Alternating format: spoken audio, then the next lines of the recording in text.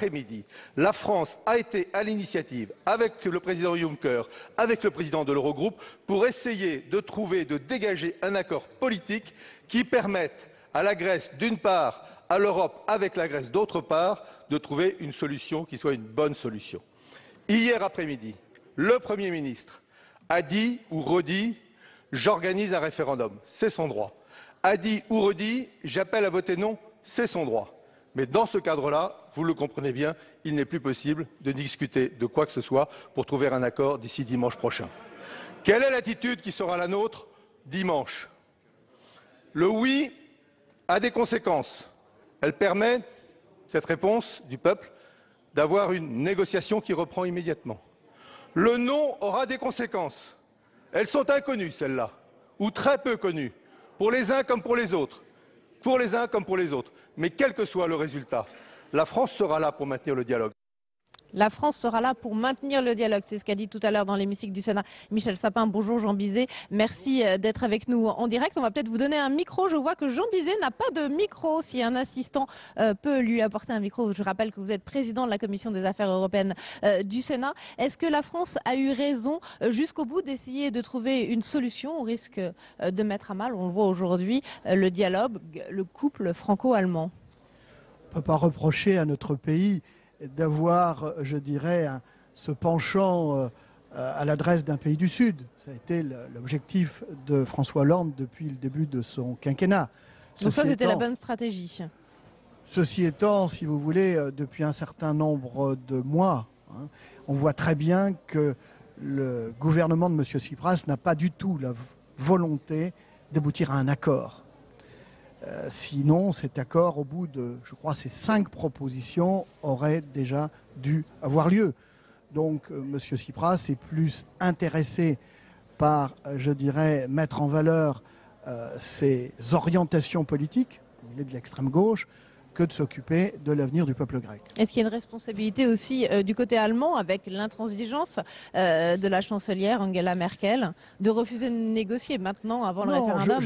Je peux pas vous entendre dire cela, si vous voulez, pour la bonne raison, c'est que ça fait 5 propositions qui ont été mises sur la table, et on peut comprendre la chancelière et son ministre de l'économie, des finances, M. Schäuble, parce que l'Allemagne est le plus gros des contributeurs au sein du mécanisme européen de stabilité. L'Allemagne, je dirais, a pratiquement une exposition à hauteur de 60 milliards d'euros. La France, 45. Il est normal qu'on demande des comptes à un pays, si vous voulez, qui ne parvient pas à équilibrer ses comptes.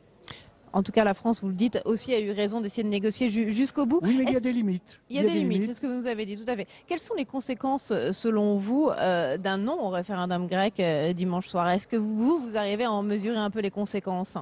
De toute façon, pour moi, je pense qu'il y a une impasse dans tous les cas de figure.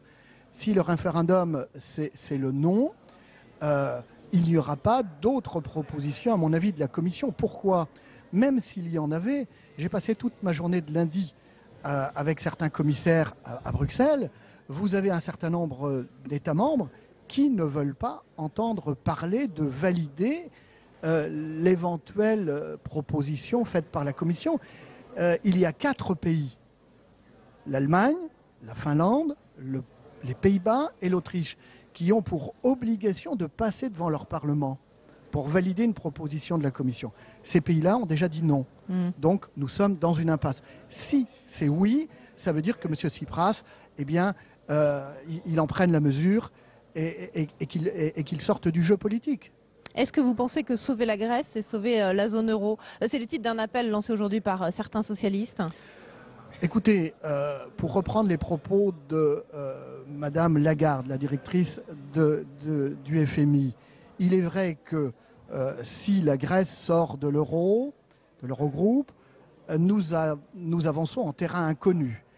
Et s'il y a, au travers du traité de fonctionnement de l'Union européenne, l'article 50, les modalités pour qu'un pays sorte de l'Union européenne, il n'y a rien d'écrit précisément pour sortir de l'euro. Donc on va naviguer à vue, on sera dans le flou. On sera dans le flou, si vous voulez, mais ceci étant, l'Union européenne a toujours évolué au travers des crises. Là, nous avons une crise majeure. À nous peut-être d'écrire une page nouvelle, qui est celle de la sortie d'un pays de la zone euro. Encore une fois, évoluer personne ou fragiliser la zone euro évolue et la construction européenne. Je pense c'est le aussi risque qu'il faut aussi, non, Jean rappeler, Bizet? il faut rappeler que l'Union européenne, ce sont des règles, ce sont des droits, mais ce sont aussi des devoirs. Et c'est aussi un message que nous pourrions adresser à certains pays qui sont, entre guillemets, bousculés par certains mouvements populistes. Je pense à l'Espagne, je pense à l'Italie, je pense également à la France, au travers de certains mouvements populistes, et de leur dire, attention, la politique autrement, ce n'est pas forcément la bonne politique. Et il y a des pays aussi comme le Portugal qui ont fait beaucoup d'efforts structurels et qui se posent aujourd'hui des questions quand ils voient que 25% de leurs jeunes sont au chômage. Est-ce que finalement ces efforts ont porté leurs fruits? Vous avez raison de poser cette question. Il n'y a pas que le Portugal, il y a les pays baltes, il y a l'Irlande. Ces pays ont fait des efforts et de gros efforts, mais des efforts qui commencent à produire leurs effets. Et je n'imagine pas, si vous voulez, quand on voit l'attitude de ces pays ne veulent pas imaginer faire davantage de concessions à la Grèce, parce qu'en plus, je le rappelle, M. Tsipras s'est fait élire sur des objectifs bien précis, collecter l'impôt, permettre, si vous voulez, aux armateurs de payer un impôt, collecter les 77 milliards, je dirais, d'impôts qui, depuis 5 ans, n'ont jamais été appelés. Dernière question, Jean Bizet. Est-ce que vous aimeriez que le gouvernement engage un vrai débat au Parlement français sur cette situation grecque au lendemain du référendum, à l'Assemblée nationale et puis ici aussi au Sénat? Oui, bien sûr, si vous voulez, il y a toujours intérêt à dialoguer, à expliquer, à communiquer. Pour la bonne raison, c'est que c'est un sujet absolument majeur. Et j'imagine aussi, si vous voulez, que si M. Tsipras avait fait ça avec le peuple grec, nous n'en serions peut-être pas là aussi aujourd'hui. Merci beaucoup Jean Bizet d'avoir répondu en direct à nos questions. C'est Nicole Bricq, sénatrice socialiste, qui va maintenant prendre votre place. Vous allez lui laisser votre micro. Donc Nicole Bricq venez ici Nicole Bricq, voilà, Jean Bizet va vous donner son micro. On fait ça en direct aujourd'hui. Merci Jean Bizet. Nicole Bricq, peut-être un mot quand même de la situation en Grèce. Est-ce que vous souhaitez qu'on sauve la Grèce coûte que coûte? Quelle est votre position? Pas coûte que coûte. Il faut que chacun respecte ses engagements. Le Premier ministre grec a choisi de faire un référendum. Le peuple grec va s'exprimer sur un non ou sur un oui. Je pense que le résultat sera serré, même si le non a certainement un léger avantage. Et il faut effectivement qu'on trouve les bonnes solutions au niveau de la zone euro, parce que c'est bien au-delà d'un problème purement économique. C'est aussi un symbole très fort, parce que la zone euro, c'est le cœur de l'Europe. On a vu que la France avait cherché à se positionner entre l'Allemagne et Tsipras en cherchant des négociations un petit peu, des compromis de dernière minute. Est-ce que pour François Hollande aussi, il y a un intérêt à bichonner son électorat de la gauche du Parti socialiste qui veut sauver la Grèce? Je ne crois pas qu'il y a des visées tactiques dans l'effort qu'a réalisé le président de la République. Le sujet est quand même très sensible à la gauche du Parti socialiste. Il faut quand même se reporter à l'arrivée au pouvoir de la gauche en 2012 et au quinquennat de François Hollande, qui, mais là, dès le début, c'est plutôt 2017, dès le début, a engagé la zone euro dans une rectification. Et je pense que la commission Juncker, ce n'est pas la commission Barroso. On a dit à juste titre qu'elle était très politique et elle a su faire preuve vraiment dans ses propositions de l'intérêt général. Mais c'est vrai que je pense que tout cela aurait mérité, et peut-être c'est encore faisable, plus de transparence pour que le débat ne soit pas en France un débat importé de ce qui se passe en Grèce. Est-ce qu'il y a un risque selon vous pour la France d'une sortie de la Grèce de la zone euro? On a vu que le gouvernement cherchait à minimiser un petit peu les conséquences. On sait qu'on est exposé parce qu'on a déjà, et c'est ça que les Grecs doivent prendre en compte. Les mécanismes de solidarité au sein de la zone euro ont été puissamment renforcés. Ils ont été renforcés par qui? Par les États qui ont consenti des efforts. Les efforts de la France sont les plus importants avec ceux de l'Allemagne. On l'oublie souvent. La solidarité, elle existe.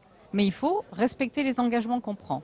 Donc il y aura quand même des conséquences. Et c'est un peu la dernière chose dont notre économie avait besoin en ce moment. Oui, mais on est capable de l'assumer. Si on a pris des engagements à hauteur d'une exposition de 42 milliards, c'est qu'on savait ce qu'on faisait. Sur le projet de loi Macron, qui a été adopté hier soir par le Sénat en deuxième lecture, Nicole Bricq, on a vu que le Parti socialiste avait un peu renoncé à batailler ici au Sénat contre la droite sénatoriale. Pourquoi? Nous avions une priorité en deuxième lecture. Nous avons exprimé toutes nos idées et nos amendements en première lecture. Nous avons fait confiance à notre ministre que nous avons soutenu vraiment tout du long depuis le mois de janvier. Nous voulons que ce texte s'applique rapidement. C'est ce qu'a souhaité on en a François besoin. Hollande, On en a besoin. Du projet de loi au Et, 14 juillet. franchement, on va tenir ce calendrier? Je souhaite qu'il soit tenu. Le président de la République l'a annoncé. Il sera tenu parce que j'ai observé qu'y compris ceux qui étaient contre ce texte, vraiment leur punching était quelque peu émoussé en deuxième lecture. L'essentiel avait été dit longuement en première lecture. Il y a la lassitude, c'est une envie de... Le ministre Macron a un mot que je trouve très juste. Il dit maintenant, il est temps que ce texte rentre dans le réel. Le réel, c'est la volonté de donner aux entreprises tous les moyens d'investir, de créer des emplois en respectant le dialogue social et les salariés. Ça accrédite aussi l'idée, Nicole Bricq, que finalement le Sénat, ça ne sert pas à grand-chose. Je ne crois pas, parce que j'ai fait le compte dans la discussion générale de tous les apports du Sénat qui ont donné lieu à des compromis avec les députés et qui ont permis de trouver des solutions. Il y en a quand même une bonne quinzaine importants. Oui, je crois même qu'il y a 2 tiers des articles qui ont été votés conformes. Alors, il y a déjà les articles qui sont votés conformes, que nous n'avons pas revus, bien sûr, en l'Assemblée deuxième et le lecture. Sénat. Ça veut dire qu'il y a des positions qui vont au-delà des clivages politiques? Absolument, parce que c'est l'intérêt de la France qui est en jeu et c'est l'intérêt de l'économie française. Ce qui nous différencie de la droite, c'est qu'elle fait porter le poids de tous les maux de l'économie française au marché du travail. Et elle oublie au passage que nos entreprises ont un retard de compétitivité qui les positionne mal dans la compétition mondiale. Et ce texte contribue, comme celui de M. Rebsamen concernant le dialogue social, contribue à prolonger les efforts au niveau macroéconomique concernant le pacte de responsabilité. Et les entreprises y trouveront leur compte. Bon, écoutez, merci beaucoup de Nicole Bricq. Adoption définitive, donc sans doute effectivement du projet de loi Macron aux alentours du 14 juillet. C'est Vincent Capo-Canellas, qui était le président de la commission spéciale chargée justement d'examiner ce projet de loi d'Emmanuel Macron, qui va maintenant prendre votre place à votre micro. Vous allez lui tendre votre micro. Merci beaucoup Nicole Bricq. Bonjour Vincent Capo-Canellas, merci d'être avec nous. Effectivement, ce qu'on disait avec Nicole Bricq, il y a 2 tiers des articles qui ont été votés conformes entre l'Assemblée nationale et le Sénat. Donc les positions de gauche, de droite se retrouvent quand même sur ce texte. Ça veut dire qu'il y a une majorité qui va au-delà des intérêts partisans, des clivages politiques, pour faire avancer l'économie française. Il y a quand même urgence tout d'un coup. D'abord, ça prouve que parfois on peut faire bien fonctionner le bicamérisme et que quand les 2 chambres dialoguent et que le gouvernement crée les conditions du dialogue, on peut arriver à des points de consensus. Évidemment, ce qui compte aussi, c'est le tiers d'articles sur lesquels nous ne sommes pas tombés d'accord. Il y a encore des perches qui sont tombées à l'Assemblée nationale. Voilà, et nous souhaitons que l'Assemblée intègre encore des apports du Sénat. Le ministre hier a dit qu'il serait attentif aux apports du Sénat. Sur quel point ça moi, je pourrait demande à bouger voir, du vous côté savez, de je suis comme l'Assemblée? Saint Thomas s'agissant de l'Assemblée nationale, parce que nous avions vu lorsque nous avons fait la CMP ensemble que finalement les députés n'avaient pas toujours envie de suivre M. Macron. M. Macron est parfois en symbiose intellectuelle avec le Sénat, en tout cas sur le fond des choses. Vous dites qu'Emmanuel Macron est plutôt sur votre position, plus libérale? Il tient un discours réaliste, il tient un discours qui consiste à dire qu'il faut voir le monde tel qu'il est. Là-dessus, on peut se rejoindre. Mais pour autant, quand il veut passer aux actes, l'Assemblée nationale, en général, retient le bras et la mesure est toujours assez réduite. C'est ça un peu la part de divergence. Et ensuite, voilà, au Sénat, il n'y a pas de 49.3, donc on est allé au bout du débat. On a eu un débat qui était dense, qui a été finalement assez ramassé dans le temps, et ça n'a pas été inutile. On a appliqué le nouveau règlement du Sénat qu'avait proposé Gérard Larcher, et tout ça a permis une vraie discussion. Alors il y a des apports du Sénat, la discussion continue, l'Assemblée va devoir se prononcer en dernière lecture, et elle aura soit reprendre les amendements du Sénat, est-ce que vous pouvez trouver encore des points de convergence sur 1 ou 2 points qui ont été adoptés hier soir par le Sénat? Je pense que ce que nous avons proposé, par exemple, sur la postulation s'agissant des avocats, je pense que sur la profession réglementée... un avocat qui va plaider en province. Oui, dans un certain nombre de matières, on a proposé des compromis pour que ça puisse effectivement se faire. Voilà, le ministre a entendu la voix du Sénat sur ce point-là. Il y a d'autres sujets, notamment sur la pénibilité, sur les seuils aussi, où on a réexpliqué que le gouvernement devait aller plus loin. Alors aller plus loin, c'est quoi? C'est favoriser l'emploi. Ça veut dire qu'il faut aujourd'hui réouvrir un compromis historique. Parce qu'en fait, on nous dit, vous voulez revenir sur les droits des salariés. Certainement pas. Aujourd'hui, il y a des droits qui sont protecteurs, il y a des droits qui finalement empêche le développement de le l'emploi. gouvernement vous dit non pour l'instant sur les seuils sociaux. Alors quand on écoute le ministre, sur la disposition de la loi Hamon qui consiste à faire intervenir les salariés en cas de cession d'entreprise. Sur la loi Hamon, on est finalement relativement proche entre les deux versions. Là, c'est plus une question politique qu'autre chose là-dessus. La difficulté, c'est quand Manuel Valls va devant le MEDEF et dit j'aime l'entreprise, on s'attend à des actes. Et quand on regarde la copie, on est souvent déçu. Alors c'est dommage parce qu'il y a une conversion au réel qui est une conversion à moitié. Et vous savez, on ne transige pas avec les faits. Rocard l'avait dit il y a très longtemps déjà. Sur ces positions plus libérales du Sénat, vous espérez que ce sera dans le programme de la droite pour 2017, parce qu'on est déjà dans la préparation de ces programmes-là? En conclusion, hier j'étais amené à dire que nous n'étions pas en train d'écrire le programme de 2017, ça viendra en son temps, parce qu'il faudra réfléchir à la réforme de l'État, il faudra réfléchir aussi à la réforme de la protection sociale, et se dire surtout que la France a des atouts, qu'elle peut être ouverte sur le monde, qu'elle peut être conquérante, si tant est qu'on veuille bien enlever un certain nombre de pierres qui nous lestent et qui nous empêchent d'avancer. Le monde a changé, il faut le prendre en compte et aller de l'avant. Donc on verra en 2017 sur d'autres propositions, je pense, mais là-dessus, demi-occasion manquée pour le gouvernement. On verra s'il y a Macron 2. Je disais l'autre jour que finalement Macron c'était un peu Monsieur Potemkin, c'est-à-dire qu'on regarde comme le village Potemkin à l'époque, on regarde la façade, on se dit tiens, finalement c'est du réel, et quand on passe derrière, on se dit il n'y a pas beaucoup de choses derrière, donc c'est un peu uniquement la façade. C'est dommage parce que je pense que parfois sa main va moins loin que son cerveau et c'est l'Assemblée qui le retient. En tout cas, le souhait du président de la République de voir le projet de loi d'Emmanuel Macron adopté définitivement par le Parlement pour le 14 juillet sera sans doute réalisé. Alors le président s'est beaucoup concentré sur la date. Là, nous, on vous êtes essaie de travailler sur le fond. Maintenant qu'il ait voté ce texte, il faut l'appliquer très rapidement. Nous suivrons avec beaucoup de précision l'ensemble des mesures d'application. Très bien, écoutez, merci beaucoup Vincent Capo-Canella d'être venu en direct répondre à nos questions. Je vais maintenant vous proposer d'entendre Jean-Marie Bockel. Il était il y a quelques instants ici à notre micro. Jean-Marie Bockel a reçu ce matin au Sénat des femmes kurdes qui sont engagées sur le terrain dans le combat contre Daesh. Il va nous raconter un petit peu quels échanges ils ont eus et ce que le Sénat peut faire pour aider ces femmes kurdes. On écoute Jean-Marie Bockel. Écoutez, la France est un des rares pays européens à être vraiment engagé sur le plus de la terrain, question que j'avais posée en premier. Ou dans la coalition dans la région Irak-Syrie.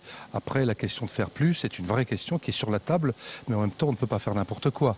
On a vu par le passé ce qui s'est passé en Libye, où on a eu certainement raison d'intervenir, mais on a eu tort de ne pas avoir anticipé l'après-intervention. Là, on a la chance d'avoir des interlocuteurs. Qui sont en plus des interlocuteurs extrêmement courageux.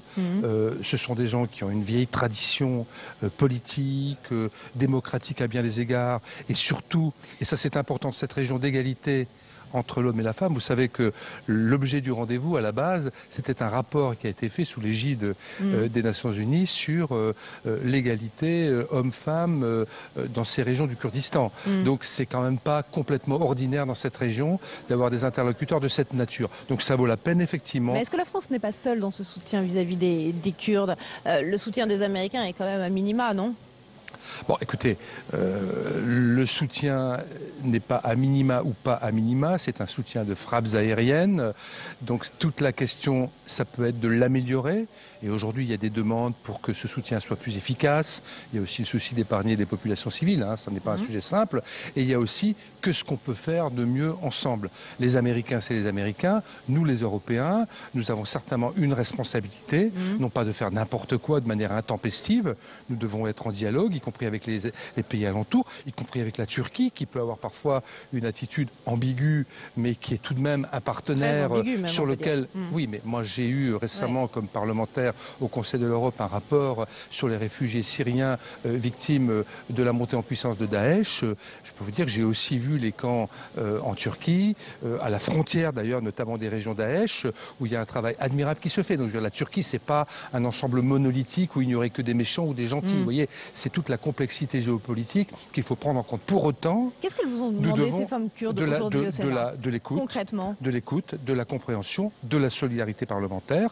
Plusieurs parlementaires se sont déjà rendus dans ces régions. Je compte à mon tour le faire dès que j'en aurai la possibilité, parce que je crois que sur le terrain, on voit aussi la réalité, hein, à la fois économique, sociale, humaine, démocratique, militaire. Mais elles nous ont demandé évidemment de renforcer notre soutien. Et militaire. naturellement, tout azimut, hein, militaire, économique. Encore une fois, je leur ai répondu que nous comprenions parfaitement cette attente, que nous avions tout à fait conscience qu'on devait faire plus, mais qu'il n'était de l'intérêt de personne, y compris de ceux qui se battent là-bas, que nous fassions des choses, hein, qui ensuite auraient des effets dévastateurs. Et donc, pour qu'une intervention plus importante, quelle qu'elle soit, plus appropriée, soit réellement efficace à cette cause, en quelque sorte, il faut préparer l'après-guerre. C'est-à-dire la paix de demain. Et de ce point de vue-là, les femmes kurdes sont des interlocuteurs exceptionnels. Eh bien, écoutez, j'espère qu'on pourra suivre votre déplacement au Kurdistan quand vous irez les rencontrer sur place. Merci Jean-Marie Bockel d'être venu à notre micro ici, salle des conférences, après les questions d'actualité aujourd'hui au Sénat. Merci beaucoup. Voilà, donc une interview enregistrée avec Jean-Marie Bockel tout à l'heure, avant la séance des questions d'actualité au gouvernement. Merci de nous avoir suivis en direct du Sénat cet après-midi. Dans quelques instants, nous allons rejoindre les équipes de Public Sénat qui sont présentes depuis hier au sommet Climat et Territoire à Lyon. Un sommet important pour préparer la COP21 de décembre prochain. Très bon après-midi à tous sur l'antenne de la chaîne parlementaire.